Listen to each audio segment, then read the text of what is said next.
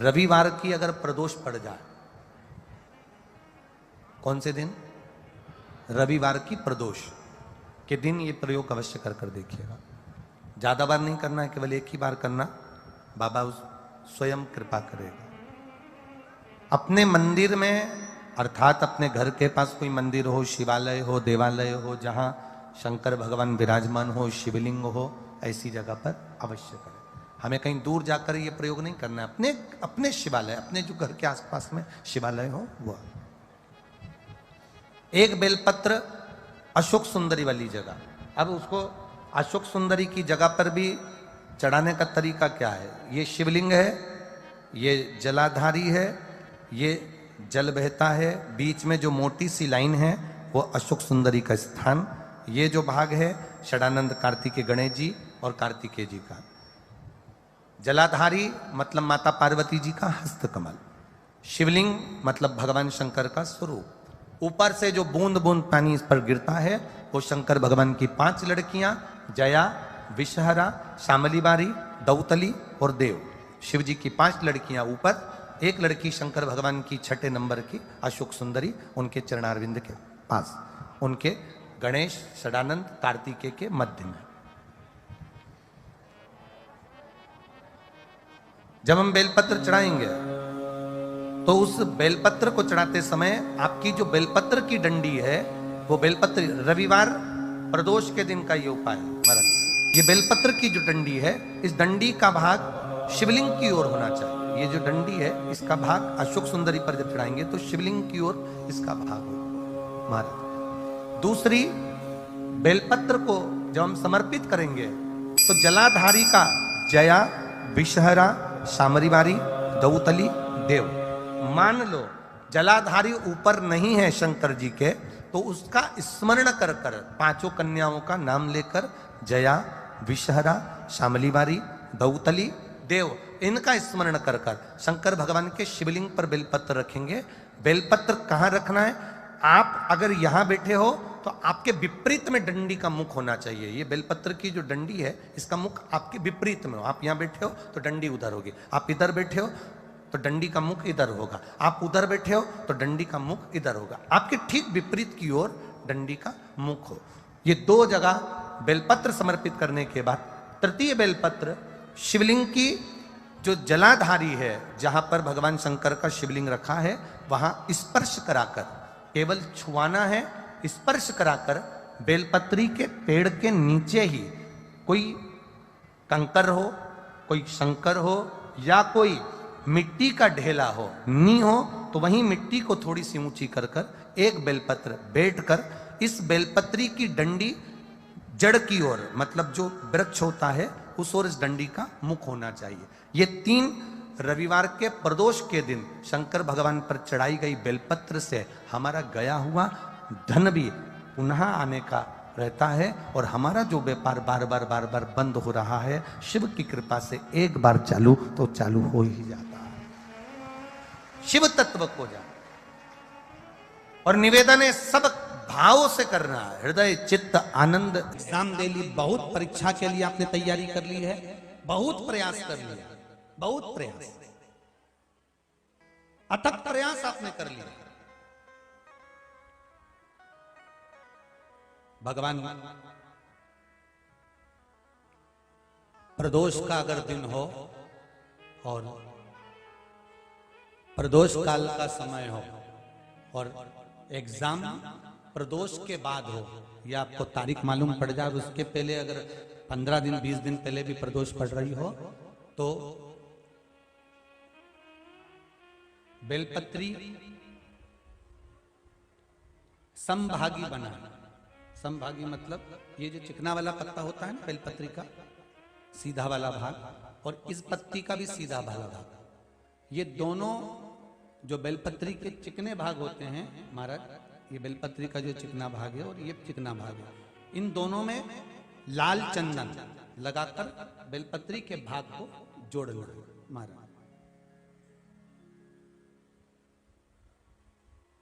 इस भाग को अपने हस्त कमल में रखकर उल्टा हाथ उस पर रखकर भगवान देव अधिदेव महादेव के 12 ज्योतिर्लिंग का स्मरण करना। श्री शिवाय नमस्तुभ्यम, या पंचाक्षर मंत्र नमः शिवाय, या षडाक्षर मंत्र ओम नमः शिवाय। पंचाक्षर मंत्र हो, षडाक्षर मंत्र हो, श्री शिवाय नमस्तुभ्यम शिव महापुराण का मूल मंत्र हो, स्मरण कर कर उस मंत्र का अपनी कामना कहकर अशोक सुंदरी वाली जगह पर उसको छुआ कर भगवान शंकर पर उसका स्पर्श कराकर उसको लाकर नंदी का एक चरण ऊंचा भाग जहां चरण का हो, नंदी जब शिव जी के सामने होता है तो उसका एक पांव ऊंचा होता है, नंदी का जो पांव ऊंचा हो उस मंदिर में जो भी, चाहे आगे पांव हो पीछे का पांव, जो पांव उस मंदिर में हो ऊंचा, उस चरण के पास अपनी कामना कर कर रख दीजिए और थोड़ा सा मूंग, हरा मूंग थोड़ा सा, श्री गणेश जी महाराज का नाम लेकर किसी भी गौशाला में या नंदी गण जहां हो, आपके मोहल्ले में कोई नंदी हो जो घूमता हो रोड पर, कोई बैल हो, तो उसको वो मूंग खिला दीजिए और उसके बाद थोड़ा सा मूंग हथेली लेकर थोड़ा सा खिलाकर आप अपने एग्जाम पर या कोई व्यापार चालू कर रहे हो या नौकरी करना चाह रहे हो, सर्विस करना, आप उसके लिए चले जाओ, उसमें सफलता मिलेगी। पर करना किसको पड़ेगा? जो व्यापार करने जा रहा है, जो नौकरी करने जा रहा है, जो सर्विस करने जा रहा है, जो अप्लाई करने जा रहा है, जो अप्लाई के लिए आगे बढ़ने जा रहा है, कोई कंपटीशन एग्जाम में बैठने जा रहा है, करना उसको। अच्छा, शादी करना है लड़के की, उपाय कर रही अम्मा, उपाय मां कर रही है। शादी करना है बेटी की, उपाय कर रही मां। थोड़ा तो बेटा बेटी का हाथ तो लगवाओ उसमें, भले वो करने नहीं जाए पर स्पर्श तो कर दे उसको। फिर कल वाली बात आ गई महाराज, तुम समोसा खाओगे तो तुम्हारे पेट में जाएगा, वो खाएगा उसके पेट में जाएगा। तुम भजन करोगे तुम्हें मिलेगा, वो करेगा उसको मिलेगा। दान तुम करोगे तुम्हारे खाते में जाएगा, वो करेगा उसके खाते में जाएगा। श्रंभेश्वर महादेव जो नाम है,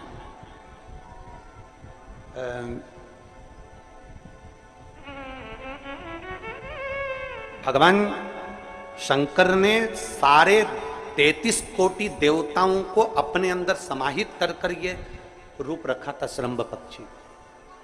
33 कोटि। मान लो आपके ग्रह अनुकूल नहीं चल रहे हो, कोई कह दे कि मंगल बेकार है, कोई कहे शनि बेकार है, कोई के रवि बेकार है, कोई के बुध बेकार है, कोई के गुरु बेकार है, कोई के शनि बेकार, कोई के ये बेकार, कोई के तुम्हारा ग्रह बेकार चल रहा है, तुम्हारी किस्मत बेकार चल रही है, तुम्हारा भाग्य बेकार चल रहा है। तो पहले तो जो तुमसे कह दे कि तेरा भाग्य बेकार चल रहा है, उसके चरण छू के उसको प्रणाम करके वापिस से जाओ। क्यों? जिसने पृथ्वी पर जन्म दिया, जिसने नेत्र दिए, मुख दिया, हाथ दिए, पांव दिए, पूरा शरीर दिया, सारी इंद्रियां दी, रहने को घर दिया, खाने को अन्न दिया, अगर कोई तुमसे कहे कि तेरा भाग्य बेकार चल रहा है तो पहले तो उसको प्रणाम कर कर वापिस आ जाओ। एक शब्द में मत सुनो, वापिस आ जाओ। क्योंकि दुनिया में आप सबसे ज्यादा भाग्यशाली हो जो भगवान ने आपको पृथ्वी पर पैदा करा। कुत्ता बना के पैदा नहीं करा, जानवर बनाकर पैदा नहीं करा, झिंगुर और कीट पतंगा बनाकर पैदा नहीं करा, सड़ते हुए कुत्ते के शरीर में इल्ली पड़ जाती है वो बनाकर पैदा नहीं करा, कीड़ा चूहा बनाकर पैदा नहीं करा। मेरे भगवान ने तुम्हें मनुष्य बनाकर पैदा करा है। जितने पृथ्वी पर मानव पैदा होते हैं ये अपने आप में भाग्यशाली होते हैं, कोई अभागा पैदा नहीं होता। कोई तुमसे कह दे तेरा भाग्य बेकार चल रहा है, तेरी किस्मत बेकार चल रही है, उसके पांव पड़ो, वहां से निकल लो, अपनी पत्रिका लपेटो और वापिस आ जाओ जन्म पत्रिका लेकर। भाग्य तुम्हारा बेकार नहीं है, तुम्हारी किस्मत बेकार नहीं है। भाग्य उसका बेकार है जो तुमको कह रहा है कि तुम भाग्यशाली नहीं हो, तुम किस्मत वाले नहीं। भाग्य उसका बेकार है जो पृथ्वी पर जन्म ले लेता है, शंकर जी के मंदिर में एक लोटा जल चढ़ाना चालू कर देता है, शंकर के मंदिर में झाड़ू पोछा करना प्रारंभ कर देता है, वो कभी भी अभागा नहीं होता, वो भाग्यशाली ही होता है। वो अभागा नहीं है, वो भाग्यशाली है। और जितने पृथ्वी पर मनुष्य जन्म है, चाहे वो छोटे से छोटा, बड़े से बड़ा, आपका हाथ पैर शरीर सब भगवान ने दिया है, आपको करोड़पति बनाकर पैदा करा है, फिर भी आप अपने आप को अगर अभागा समझते हो तो आपके ऊपर है। किस्मत वाले हो, करोड़पति बनाकर भेजा है।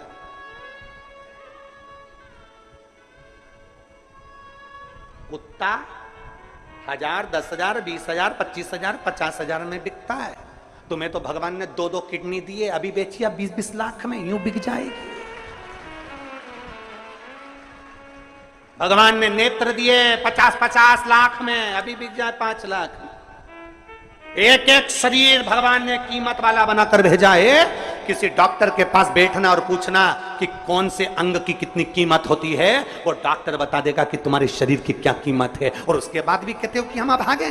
बताने वाला कह देता कि तुम भाग्यहीन हो, तुम भाग्यशाली नहीं हो, तुम किस्मत वाले नहीं हो। वहां से पत्रिका उठा चल दो, कहते मेरे बाबा ने मुझे भाग्यशाली बनाकर भेजा है।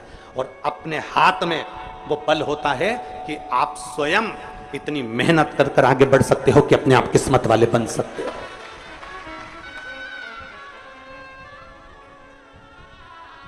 अपने आप। और हम तो बाबा चलते हैं। आप स्वयं भाग्यशाली हैं, आप स्वयं किस्मत वाले हैं। कोई कैसे कहते तुमको कि तुम अभागे हो? ना ना, हमारे बराबर भाग्य नहीं है किसी का। तुम्हारी ग्रह खराब है, तुम्हारे ग्रह खराब है। संभेश्वर महादेव का नाम 7 कनेर के पुष्प, कितने? 7 कनेर मालूम है? ये रोड पर जो जाते हो डिवाइडर में बीच पीला पीला फूल लंबा, जो कि पशु पक्षी कोई नहीं खाता, जहरीला फूल माना जाता है। कनेर के 7 फूल, एक बेलपत्र। जिस समय पर कनेर का फूल बेलपत्र के साथ चढ़ाया जाएगा तो 7 कनेर के पुष्प सीधी बेलपत्र पर आपको रखना। 2-3 प्रदोष कर कर देखना। अगर कोई आपसे कहे कि आपका भाग्य ठीक नहीं चल रहा, आपकी किस्मत ठीक नहीं चल रही, आपके ग्रह ठीक नहीं चल रहा है, आप भाग्यशाली नहीं हो, पहले तुम वहां से उठ जाओ। उसके बाद में देवाधिदेव महादेव के पास 7 कनेर के पुष्प एक बेलपत्र में रखकर नंदीश्वर के पास में बैठकर श्री शिवाय नमस्तुभ्यम बोलकर अशोक सुंदरी वाली जगह पर स्पर्श कराकर भगवान शंकर पर 7 फूल के साथ बेलपत्री की डंडी अशोक सुंदरी की साइड हो, ऐसा स्मरण करते हुए शिव को समर्पित कर दे। वही बेलपत्री 5 बार नमः शिवाय या पंचाक्षर मंत्र, षडाक्षर मंत्र या श्री शिवाय नमस्तुभ्यम बोलकर वही बेलपत्री 3 प्रदोष, 4 प्रदोष, 5 प्रदोष, 2 प्रदोष, जितने प्रदोष आप चढ़ा रहे हैं प्रदोष काल में, वो बेलपत्री लाकर अपने कक्ष में अपने पूजन वाले स्थान पर रखते जाओ। एक बेलपत्री एक प्रदोष पर लाओगे, अगला प्रदोष आएगा, कितना अंतर पड़ता है आपके भाग्य बदलने में, आपको खुद मालूम पड़ जाएगा कि आपकी किस्मत कैसे बदल गई। मेहनत आपको करना है, परिश्रम आपको करना है, लगन आपको लगाना है, और बेलपत्री और कनेर का पुष्प शिव को चढ़ा। मान लो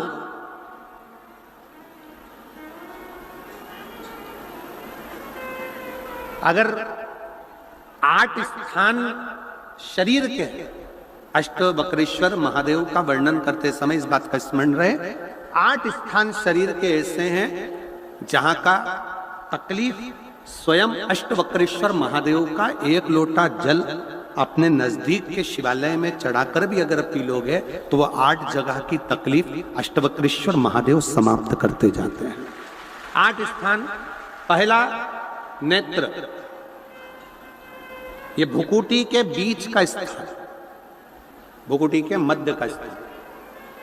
मान लो ये भुकुटियां दर्द करती हैं या मध्य में दर्द होता है, उसके लिए अष्टवक्रेश्वर महादेव का जल, मतलब अपने घर के पास जो भी शिवलिंग है वहां 1 लोटा जल अष्टवक्रेश्वर के महादेव के नाम से चढ़ाकर उसका पान, भुकुटी। दूसरा कंधा, पीठ। कई लोग ऐसे हैं जो रात्रि को अच्छे से सोते हैं और सुबह उठते हैं तो उनका ये दोनों हाथ के बीच का जो भाग होता है वो दर्द करता ही है। उस समय पर अष्टवक्रेश्वर महादेव का इसमें अष्टवक्रेश्वर महादेव का जल, उसका पान। तीसरा, रीढ़ की हड्डी का डॉक्टर बोल दिया कि ये गुरिया खसक गया है, 1 नंबर 2 नंबर 3 नंबर का यदि कोई क्रम खसक गया है तो उस स्थान के लिए भी अष्टवक्रेश्वर। आप ऑपरेशन बाद में कराना, डॉक्टर बोल दिया है आप ऑपरेशन कराओ, मना नहीं है, पर एक बार अष्टवक्रेश्वर महादेव के नाम से दुर्वा बेलपत्र चढ़ाकर, जल चढ़ाकर, सुबह में दुर्वा का सेवन, प्रदोष काल में बेलपत्र का सेवन, और रात्रि को सोने से पहले जो जल अष्टवक्रेश्वर का चढ़ाया हुआ है उसका पान करिए। आपकी रीढ़ की हड्डी का कैसा भी क्रम होगा वो ठीक होना प्रारंभ हो जाएगा। अष्टवक्रेश्वर।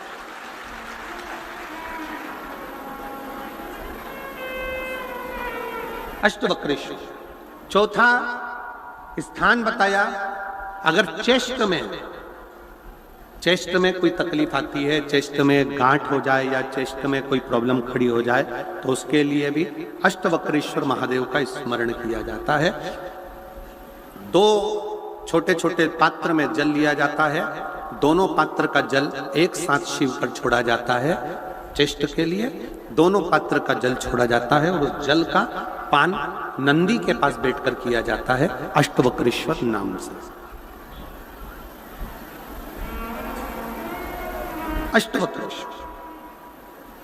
फिर क्रम आया, अगला जो वर्णन आया है, डॉक्टर बोले घुटना बदलना है, घुटने का गैप आ गया है, ग्रीस खत्म हो गया है, दर्द हो रहा है, उसके लिए भी अष्टवक्रेश्वर महादेव का स्मरण करो। घृत का लेपन अष्टवक्रेश्वर महादेव के नाम से शिव जी पर उस घृत को लेकर आना है। उसी घृत को रात्रि को सोने से पहले थोड़ा सा मुख में चाट कर अष्टवक्रेश्वर महादेव के नाम से फिर अष्टवक्रेश्वर।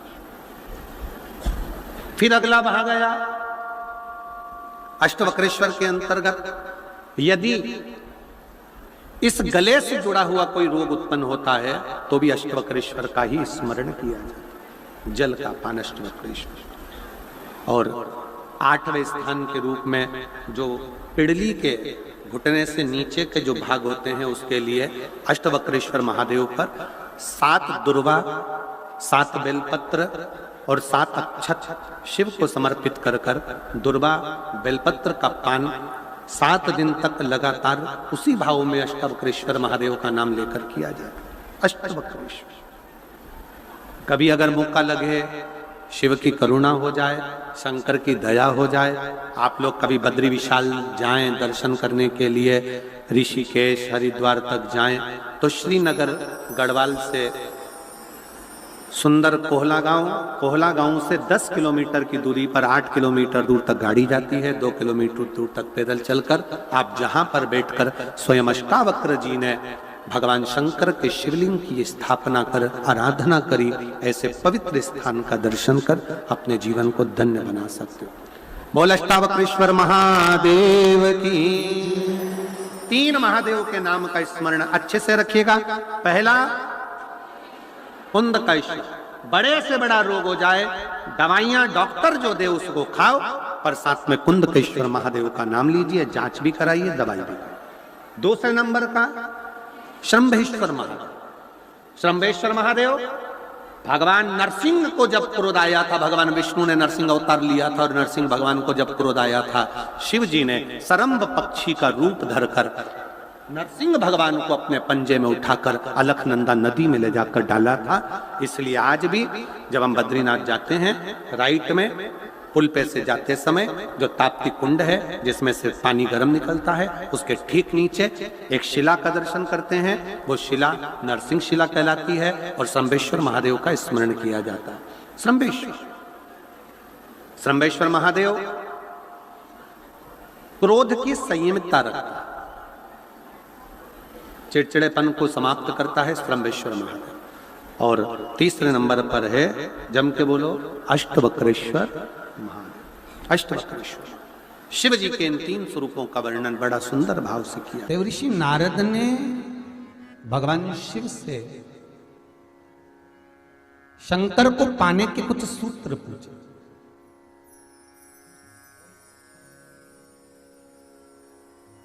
पांच कारण हैं जिससे शंकर हमें प्राप्त हो सकते हैं अंतिम क्षण में।